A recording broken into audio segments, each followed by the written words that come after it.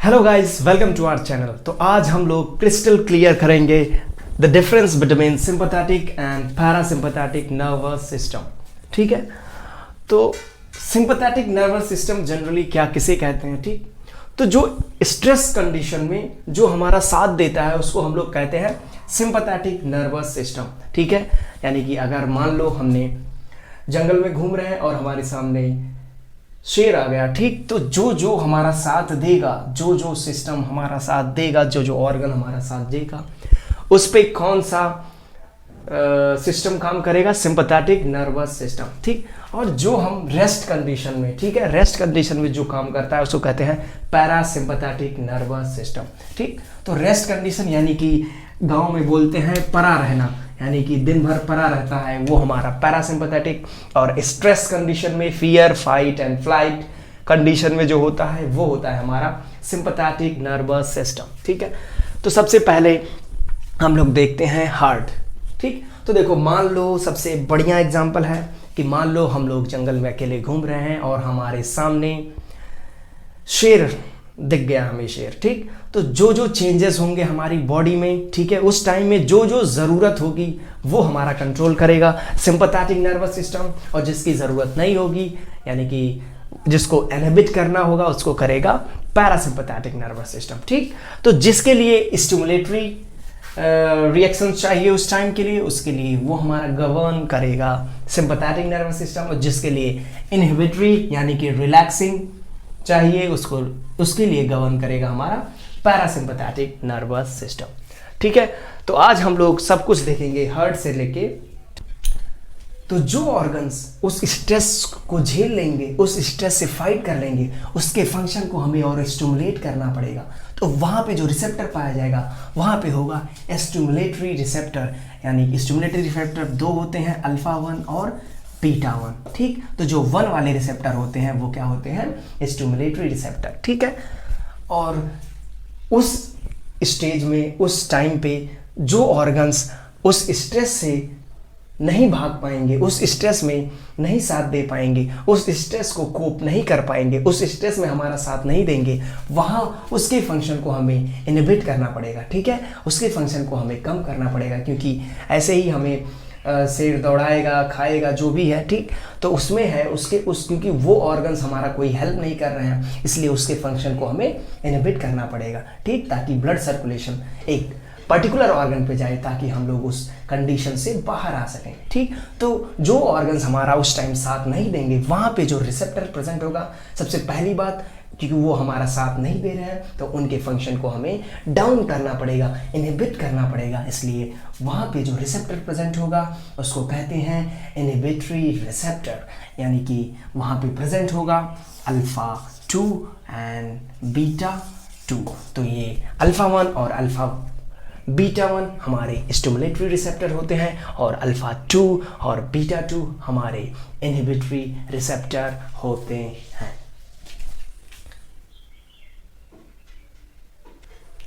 अब सबसे पहले आता है हार्ट। ठीक, तो हार्ट देखो, अगर हमें शेर हम लोग देखते हैं तो हमें बॉडी में पूरे सर्कुलेशन चाहिए, ऑक्सीजन ज़्यादा चाहिए ताकि हम लोग उससे भाग सके। ठीक है, तो भागने के लिए हार्ट का काम क्या है? Blood circulation. ठीक है, ताकि हर पार्ट में ऑक्सीजन पहुंच सके, हमारी स्केलेटल मसल में ऑक्सीजन पहुंच सके, हम लोग वहाँ से भाग सकें। ठीक, तो इसलिए हार्ट का काम बढ़ जाता है। ठीक, तो हार्ट का क्या होगा? सिंपैथेटिक नर्वस सिस्टम में इसका काम बढ़ जाएगा। ठीक है, तो यहाँ पे बताओ, हार्ट सिंपैथेटिक या पैरासिम्पैथेटिक में हार्ट कॉन्स्ट्रिक्ट करेगा।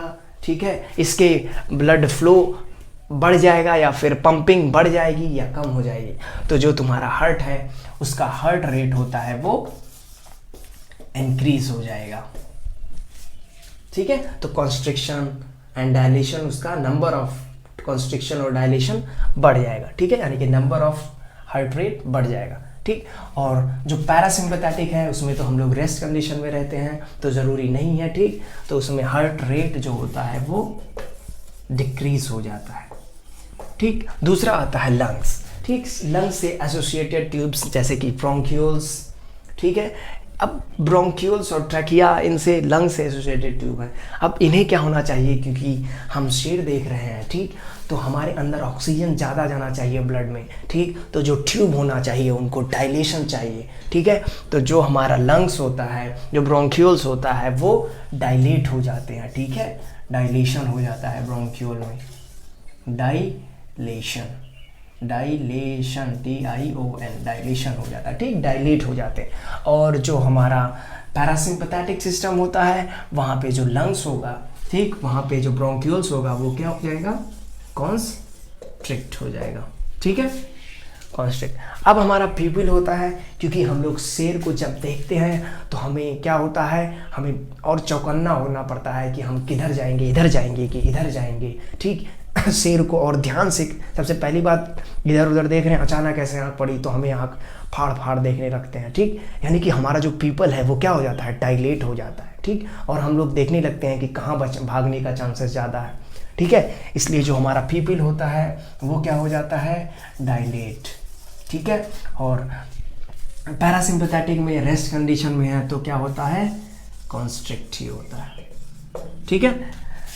हमारा GIT, ठीक है, तो देखो हमारे सामने शेर है तो हम लोग क्या करेंगे, हम लोग ये नहीं चाहेंगे कि हमारे भूख लगे, ठीक है, यानी कि GIT में अगर प्रोपल्सिव मूवमेंट जो होता है, पेरिस्टाल्सिस कहते हैं, प्रोपल्सिव मूवमेंट होता है, जब वो इंक्रीज़ होता है तो क्या होता है, हमारा जो फूड होता है वो और तेज़ से आगे बढ़ता है, ठीक, और हमारा एक्सक्रीशन के चांसेस बढ़ जाते हैं, डेफिकेशन के चांसेस बढ़ जाते हैं, ठीक है। तो हम ये नहीं चाहेंगे कि अगर हमें शेर दौड़ाया हुआ है तो हम रुक के वहाँ पे वॉशरूम करें, ठीक है, पहले हम लोग अपनी जान बचाएंगे। इसलिए GIT में जो प्रोपल्सिव मूवमेंट होता है, पेरिस्टाल्सिस मूवमेंट होता है वो कम हो जाता है, ठीक है। और GIT, इसीलिए जो GIT का फंक्शन होता है वो क्या हो जाएगा, डिक्रीज हो जाएगा। और यहाँ पे आराम से लेटे हैं तो जो खाना खाया है आराम से पचाओ, ठीक है, तो यहाँ पे जो होता है उसका मूवमेंट इंक्रीज हो जाता है, ठीक। अब हम लोग देखते हैं यूरिनरी फ्लो, ठीक है, तो यूरिनरी फ्लो, अच्छा अगर हम लोग यहाँ पे देखें तो GIT का मूवमेंट डिक्रीज हो जाएगा, यानी कि अगर हम लोग स्ट्रेस में हमेशा रहते हैं तो हमें कॉन्स्टिपेशन होने के चांसेस बहुत ज़्यादा होता है, ठीक है। और अगर हम लोग आराम से लेटे हैं, दिन भर लेटे रहते हैं, कोई काम नहीं करते, कोई स्ट्रेस नहीं है, आराम की ज़िंदगी करते हैं, तो हमारे डायरिया होने के चांसेस बहुत ज़्यादा होते हैं, ठीक है। तो इससे ये कॉन्सेप्ट यहाँ पे हमारा क्लियर होता है। उसके बाद यूरिनरी फ्लो, भाई शेर हमें दौड़ाया हुआ है तो हम लोग ये नहीं चाहेंगे कि हम रुक के सूसू कर लें, ठीक है, तो टॉयलेट करना not allowed. First of all you have to save your life, यानी कि urinary flow will be decreased, ठीक है। और यहाँ पे आराम से पड़े हो, जाके जितनी बार मन कहे वहाँ पे करके, ठीक है। तो जो यूरिनरी फ्लो होता है वो क्या हो जाता है, डिक्रीज हो जाता है, ठीक। अब सेक्रीशन, ठीक, तो सेक्रीशन में देखो, सेक्रीशन हमारी बॉडी में कितने हार्मोन्स होते हैं, एंजाइम्स होते हैं, ठीक है। तो सबसे ज़्यादा हम लोग देखते हैं डाइजेस्टिव एंजाइम्स, ठीक है, तो डाइजेस्टिव, क्योंकि डाइजेशन की कोई ज़रूरत नहीं है उस टाइम पे, ठीक है। तो जो हमारा डाइजेस्ट, जितने भी मैक्सिमम सिक्रीशन होते हैं वो क्या होते हैं, कम हो जाते हैं, ठीक। और यहाँ पे सिक्रीशन क्या होते हैं, बढ़ जाते हैं, क्योंकि डाइजेशन कराना है, ठीक है।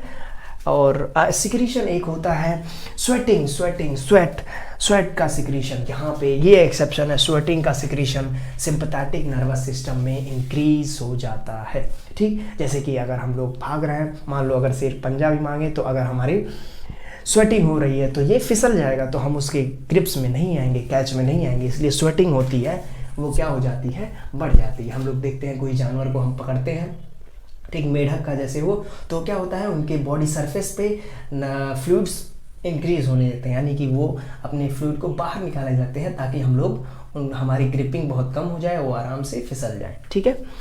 रीनल ब्लड वेसल्स, ठीक है, तो क्योंकि हमें ब्लड यूरिन नहीं करना है, यानी कि GFR को कम करना है, ठीक, तो हमें वहाँ पे ब्लड का अमाउंट कम चाहिए, तो जो हमारा ब्लड वेसल्स होगा रीनल में, किडनी में, वो क्या हो जाएगा, कॉन्स्ट्रिक्ट हो जाएगा, ठीक है। और यहाँ पे क्या हो जाएगा, डायलेट हो जाएगा, ठीक।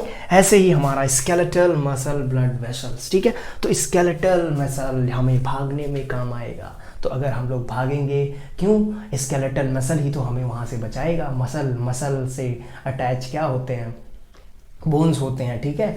तो वही हमारा, अब मसल कैसे अपना काम एफिशिएंटली कर देगा, जब उसके पास ऑक्सीजन बहुत ज़्यादा पहुंचेगा, ठीक। यानी कि स्केलेटल मसल का जो ब्लड वेसल्स है उसको क्या होना चाहिए, डायलेट होना चाहिए, ठीक है।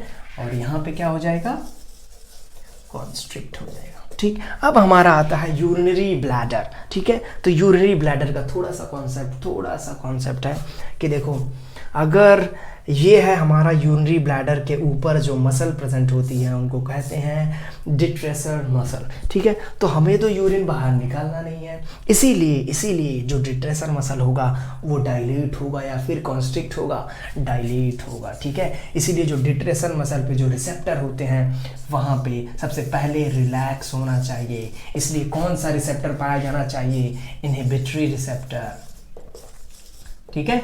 कौन सा रिसेप्टर पाना चाहिए, इनहिबिटरी रिसेप्टर। और हम इनहिबिटरी रिसेप्टर में कौन सा पढ़े थे, अल्फा 2 एंड बीटा 2। तो सबसे ज़्यादा यूज़ होता है बीटा 2 रिसेप्टर, ठीक है।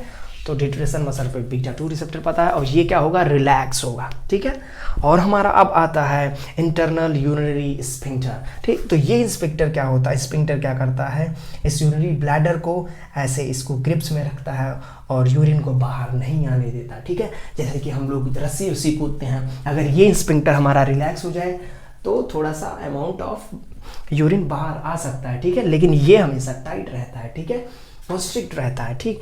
तो इसको क्या होना चाहिए, इंटरनल यूरिनरी स्फिंक्टर को क्या होना चाहिए, कॉन्स्ट्रिक्ट होना चाहिए, ठीक। अगर ये कॉन्स्ट्रिक्ट होगा तो इसमें कौन से रिसेप्टर पाए जाएंगे, स्टिमुलेटरी रिसेप्टर, ठीक। स्टिमुलेटरी रिसेप्टर में कौन से रिसेप्टर है, एक तो अल्फा 1 था और एक बीटा 1 था, ठीक। तो यहाँ पे कौन सा रिसेप्टर पाया जाता है, अल्फा 1 रिसेप्टर, ठीक है। तो ज़्यादातर जो हमारे बॉडी ऑर्गन्स हैं अगर वो इनहिबिटरी हैं तो उसमें बीटा 2 रिसेप्टर पाया जाता है, अगर वो स्टिमुलेटरी हैं तो उसमें अल्फा 1 रिसेप्टर पाया जाता है, ठीक है। तो आई थिंक हम लोग सब कुछ कवर कर लिए। और कोई कुछ बता दो।